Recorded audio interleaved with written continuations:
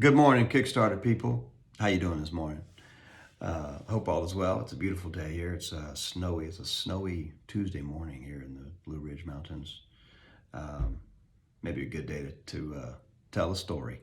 This is one from the book I wanted to share with you. It's a little tale about the first time I went to see Guy Clark perform at a place called Poodies, which is the title of the piece, Poodies.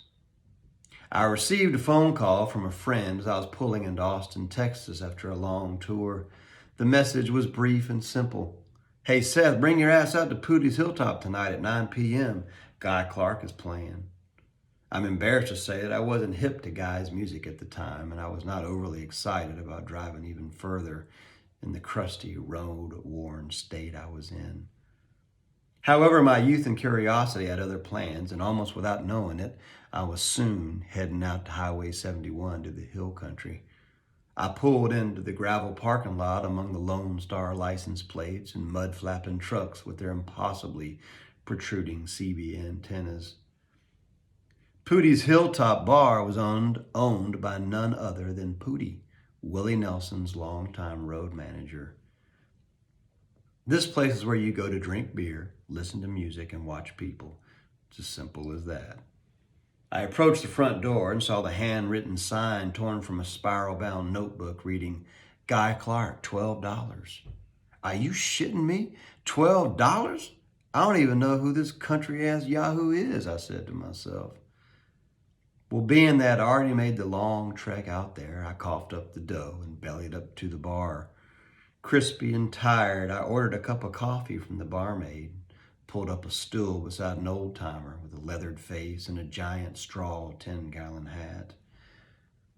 As I scanned the joint for my friends who hadn't arrived yet, I turned back to the bar only to find my newfound cowpoke compadre pouring something brown out of his flask into my coffee. This shit right here will make a cowboy want to fuck another cowboy, he said with a toothless grin. Whoa, Nelly. I took a sip out of some strange politeness, threw him some shade disguised as a smile, and made my way to find a seat for the show. Poodies out in Spicewood is home away from home to many blue-collar Texas folk, all walks, from hard scrabble ranchers to layabout drunks and all points in between, but mostly men playing dominoes and telling lies. I observed it all and waited. Then out of the crowd stood three unassuming gentlemen dressed in denim who made their way up to the stage. The opener, I thought? They grabbed their instruments, plugged in, and laid it on. Hello, ladies and gentlemen. My name is Guy Clark, and this is Verlin Thompson and Daryl Scott. They proceeded to lay me out with tune after tune of simple poetic truths wrapped up and disguised as songs. I saw grown, hardened men get lost in a lyric and trapped in a ponder while peeling the label back from their sweaty bottle of Bud. Guy's simple song about homegrown tomatoes broke them down, leaving them all sitting there laughing and grinning and singing along. Then he unleashed Let Him Roll and leveled the joint with his broken tale of a wino in love with a Dallas whore. The real shit. Everyone from a deep-thinking scholar to a simple ranch hand can get on board with Guy Clark. I sat there feeling the wallop in my chest, looking out across the dark wooden bar room. They kept pouring them out in rapid succession, flooring me with tunes like Desperados Waiting on a Train, Coat from the Cold, LA Freeway, Stuff That Works, Out in the Parking Lot, and that old-time feeling. My friends never arrived that night, but a new side of me showed up instead. I had, as they say, an epiphany, and I enrolled right away as a student in Guy Clark's School of Truth and attention to the beautiful details of the broken and the ordinary. You never know when it's your turn to turn a corner. Lessons come in many forms. Sometimes you have to earn your seat in class by driving way out to the hill country of Texas, paying $12 and getting schooled by some old troubadour songwriters out at Poodie's Hilltop Bar.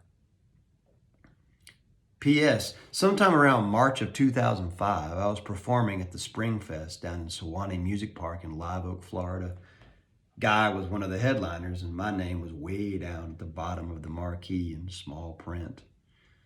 I was playing my afternoon set under a side stage tent when I saw him saunter up and lean against a pole to have a quick listen. He just stood there, his towering frame, a presence in the stillness for a few songs, puffing easy on a cigarette.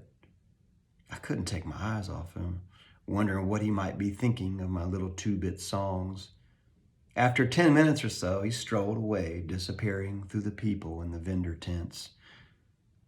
Later that evening, I was hanging backstage at the amphitheater and I saw him walking towards me. "Hey, were you playing out underneath that tent earlier this afternoon with your little band?" "Yes, that was me, Mr. Clark," I said. He thought for a moment, and then he said, "Well, you played a song I swear I would never forget, but damn if I didn't." That was Guy Clark.